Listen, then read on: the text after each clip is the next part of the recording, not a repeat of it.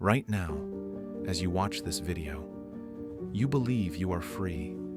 You believe that the choices you make, the desires you feel, the very thoughts coursing through your mind are yours and yours alone. But what if I told you that everything you consider to be your authentic self, your deepest longings, your most private moments, are not actually private at all? What if the very notion of your freedom is the most sophisticated prison ever constructed, and you are both the prisoner and the guard?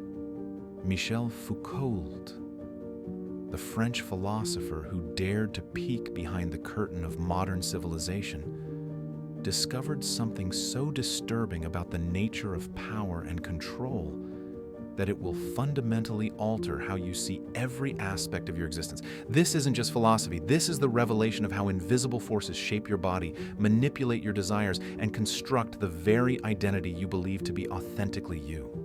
By the end of this journey, you will never again mistake surveillance for safety, discipline for care, or submission for choice. The horror isn't that Big Brother is watching you. The horror is that you have become Big Brother, watching yourself, disciplining yourself, controlling yourself with a precision that no external dictator could ever achieve. Foucault saw through the grand illusion of modern freedom and exposed the terrifying machinery of power that operates not through brutal force, but through the gentle caress of normalization, the subtle whisper of what is normal, acceptable, and sane. Before we dive into the abyss of modern control, we must understand where Foucault began his archaeological excavation of power. He didn't start with theories or abstract concepts. He started with bodies, with the concrete ways that human flesh has been carved up, categorized, and controlled throughout history. In the medieval world, power was spectacular and brutal. When someone committed a crime, their body was tortured in public, their flesh torn apart in front of cheering crowds. Power showed itself through violence, through the sovereign's ability to inflict pain and death. But something strange happened in the 18th and 19th centuries. This crude display of force began to disappear, replaced by something far more insidious and effective. The art of punishing must rest on a whole technology of representation, Foucault observed. And with these words, he revealed the birth of our modern nightmare. Power learned to hide itself, to operate through what appeared to be kindness, care, and scientific expertise. The dungeon gave way to the prison cell, the public execution to the private rehabilitation, the torturer to the therapist. And in this transformation, something far more terrible was born. A form of control that didn't just break bodies, but manufactured souls. You wake up every morning and perform a ritual so deeply embedded in your consciousness that you mistake it for natural behavior. You look in the mirror and immediately begin the process of self-surveillance. Is your body acceptable? Does your appearance conform to the invisible standards that you cannot name but feel with crushing certainty? You adjust, you correct, you discipline yourself before anyone else has the chance to judge you. This is what Foucault called the panopticon of the soul, a prison where the guards have vanished because you have learned to guard yourself. The panopticon was Jeremy Bentham's design for the perfect prison, a circular building with a central watchtower from which a single guard could observe all the prisoners without being seen himself. The genius of the design wasn't the surveillance itself, but the uncertainty it created. Because prisoners never knew when they were being watched, they had to assume they were always being watched.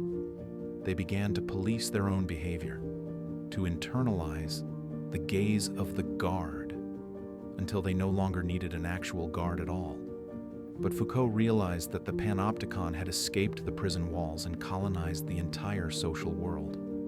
Your smartphone is a panopticon in your pocket. Your social media profiles are cells in a vast digital prison. Your fitness tracker is a guard that never sleeps. The watchtower is everywhere and nowhere. The guard is everyone and no one. And you have learned to watch yourself with a vigilance that would make any dictator weep with envy. The judges of normality are present everywhere, Foucault whispered across the decades, his words cutting through the comfortable lies we tell ourselves about progress and liberation. We are in the society of the teacher-judge, the doctor-judge, the educator-judge, the social worker-judge. It is on them that the universal reign of the normative is based, and each individual, wherever he may find himself, subjects to it his body, his gestures, his behavior, his aptitudes, his achievements. Think about your last visit to a doctor. You didn't just receive medical care. You submitted your body to a complex apparatus of power that defined what is healthy and what is sick, what is normal, and what requires correction.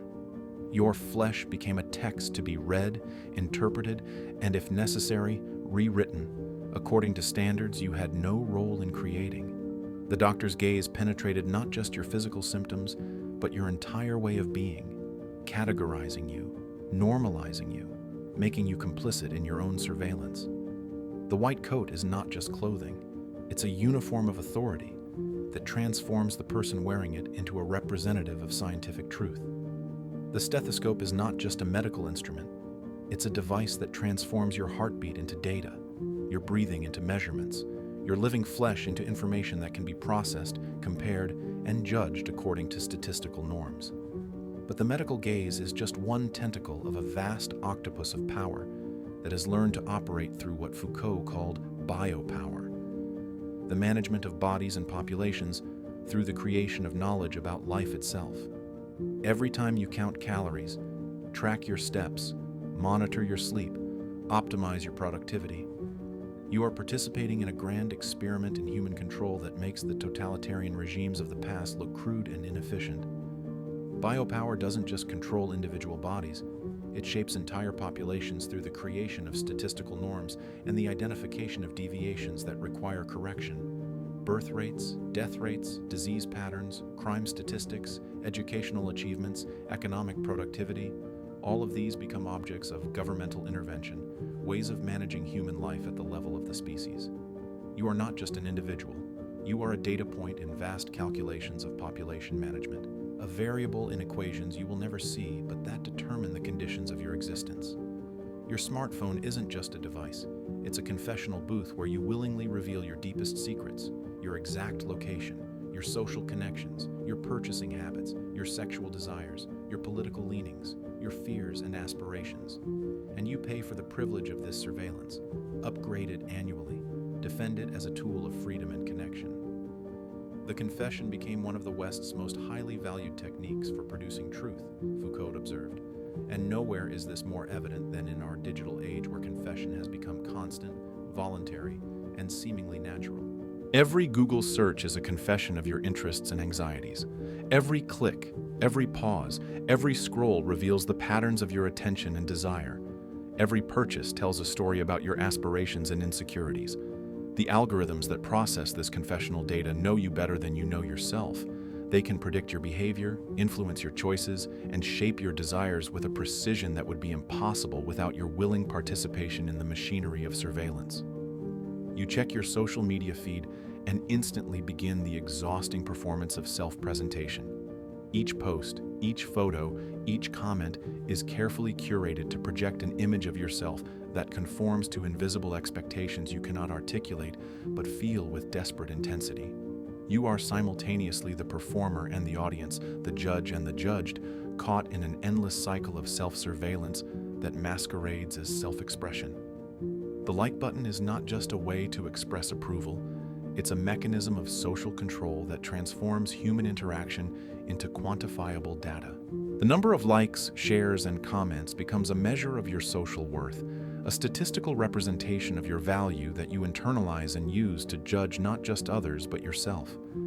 You begin to see your own experiences through the lens of their potential social media impact, to live your life as if it were content to be consumed by an invisible audience that you must constantly please and impress. The genius of modern power is that it doesn't crush resistance. It produces it. It creates the very categories of identity that you then fight to defend. Are you gay or straight? These aren't natural categories but historical constructions that came into being to serve the needs of power.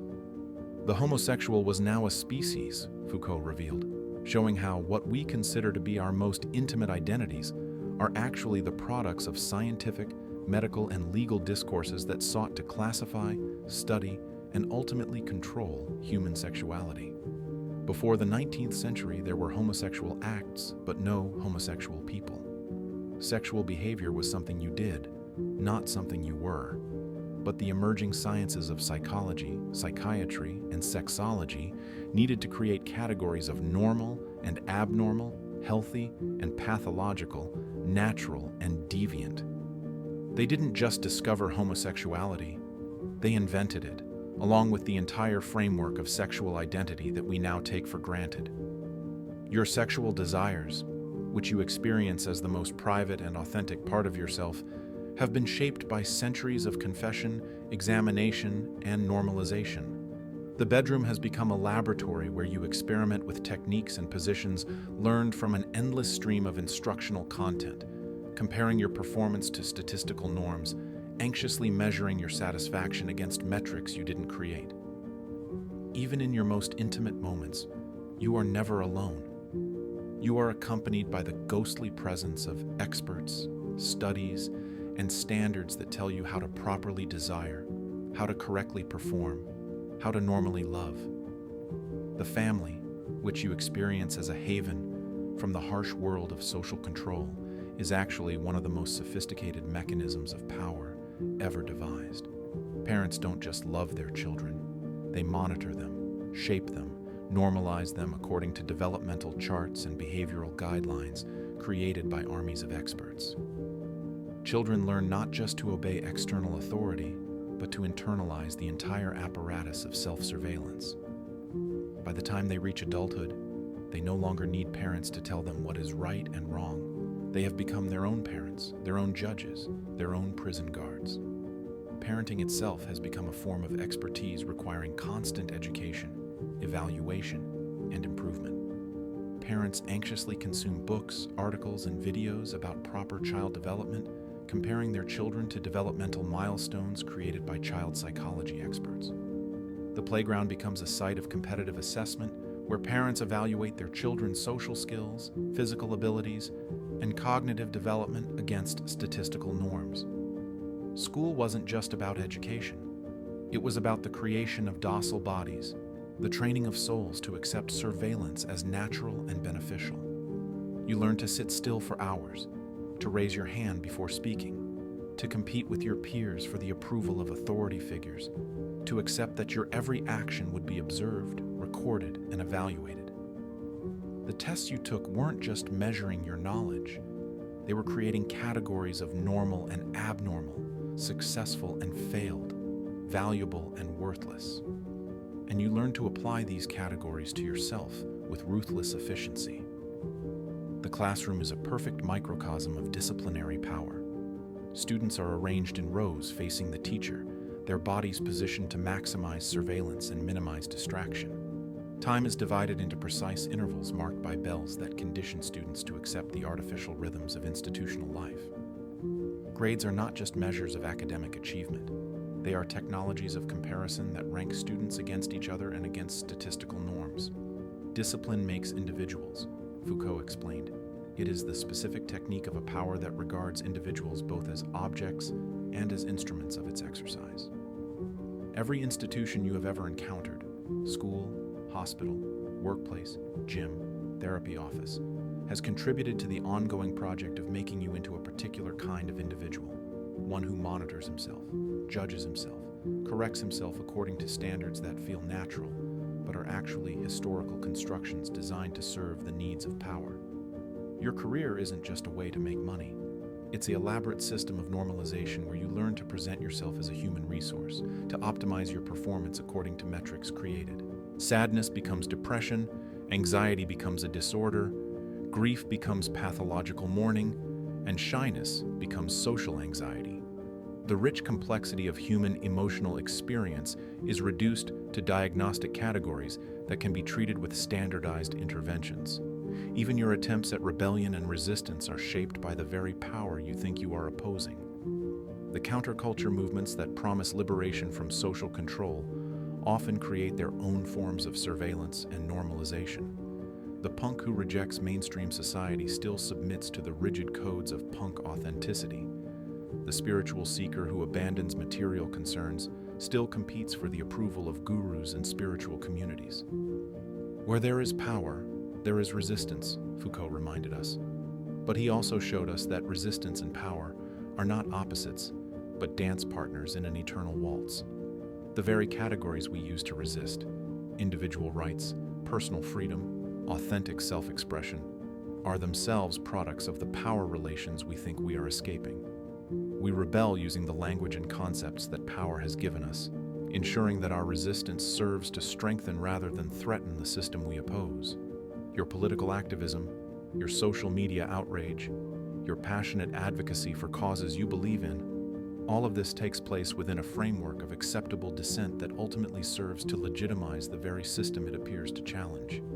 You are allowed to protest, to vote, to express your opinions precisely because these activities pose no real threat to the fundamental structures of power. They are pressure release valves that prevent the kind of genuine revolution that might actually change things. The most insidious aspect of modern power is that it doesn't feel like power at all. It feels like care, like expertise, like helping you become your best self. The personal trainer who pushes you to your limits is helping you achieve your fitness goals. The therapist who analyzes your relationships is helping you find emotional health. The life coach who optimizes your productivity is helping you achieve success. At every moment, power presents itself as service, control masquerades as care, and surveillance disguises itself as personalization. You live in what Foucault called a disciplinary society, where power operates not through brutal punishment, but through gentle correction, not through violent suppression, but through quiet normalization. The genius of this system is that it makes you complicit in your own control.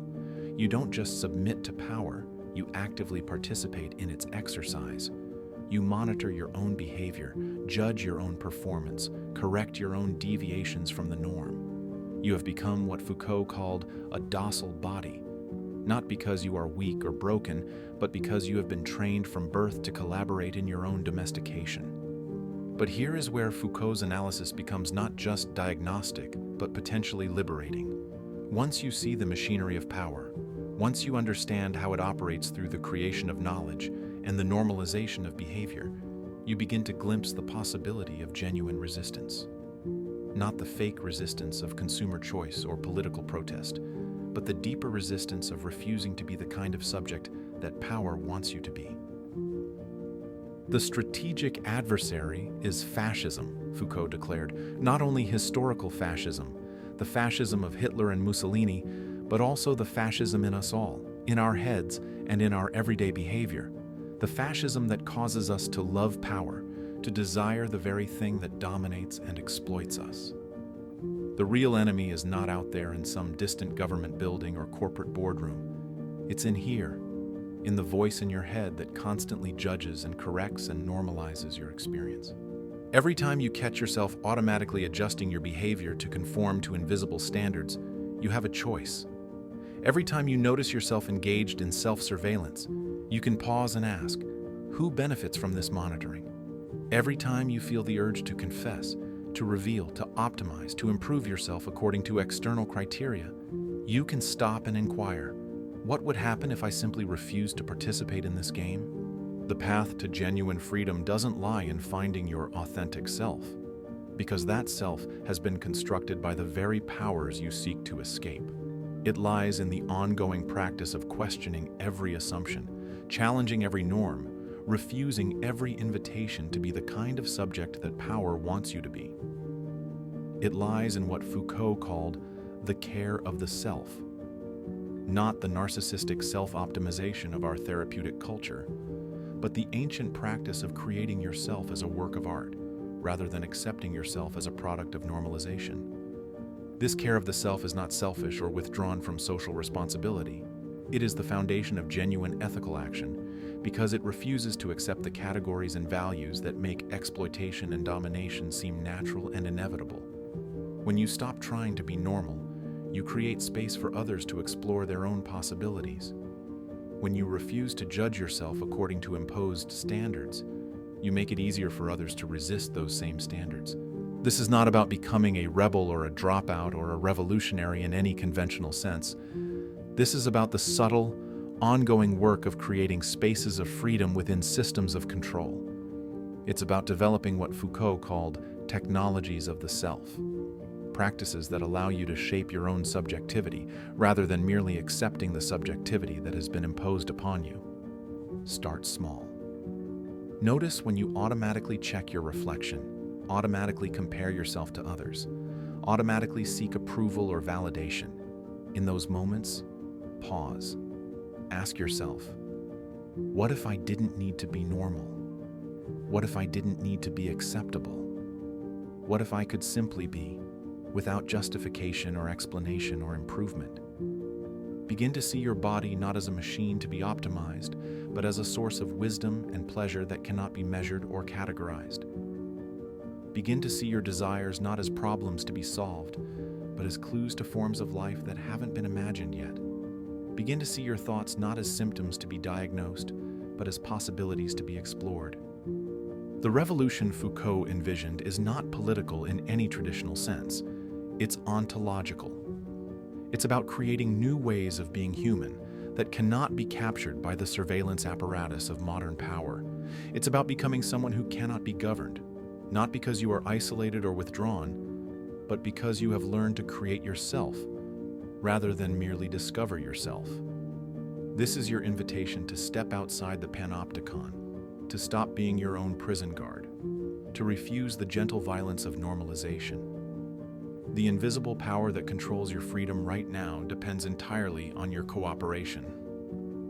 The moment you withdraw that cooperation, not dramatically or violently, but quietly and persistently, you begin to discover what genuine freedom might actually feel like. The choice is yours, but choose quickly. Every moment you spend in unconscious compliance with systems of normalization is a moment stolen from the life you could be living. Every day you delay this awakening is another day spent as a stranger to your own possibilities. The revolution begins not when you change the world, but when you stop allowing the world to change you into something you never agreed to become. Foucault's final gift to us was not a solution, but a question. What are we today? Not what should we be, not what we were meant to be, but what are we right now, in this moment, with all the constraints and possibilities that surround us? The answer to that question is the beginning of your freedom and the end of your imprisonment in the gentle cage of modern civilization. The invisible power is real, but it is not all-powerful. It depends on your participation, your confession, your self-surveillance, your willing submission to examination and normalization. The moment you stop participating, the moment you begin to care for yourself rather than correcting yourself, yo,